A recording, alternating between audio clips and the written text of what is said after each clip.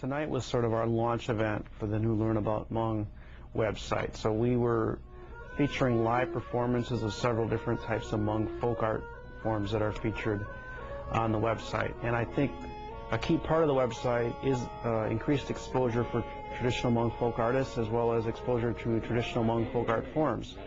So we featured several key Hmong folk art forms this evening. We had the Hmong mouth harp instrument that's played in the courtship, the Hmong two-string violin, the orally recited marriage and funeral songs from the Hmong marriage and funeral ceremonies, Hmong tapestry, and also the Hmong kang instrument was featured in tonight's performances.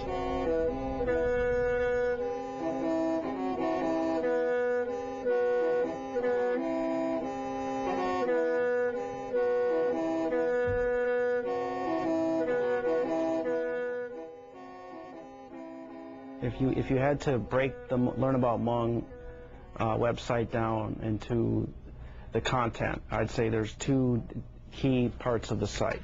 The first part is the Hmong folk arts. So all of the major Hmong folk arts forms are featured on the site. The different traditional Hmong musical instruments, the orally recited marriage and funeral songs, the Hmong tapestry, they're all featured on the website. The goal of the website is to really promote the traditional Hmong folk arts and increase public knowledge of them.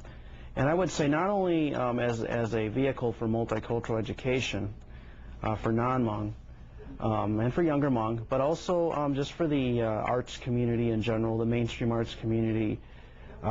We have found over the years there's just kind of a lack of information, a lack of understanding of traditional Hmong folk arts in the mainstream arts community, and for that reason it's kind of difficult for the traditional Hmong folk artists to get fellowships or get project grants and so on. So we really want to increase exposure to the traditional Hmong folk arts and the traditional Hmong folk artists, having high quality video clips and also explanations of the different folk art forms on the new website.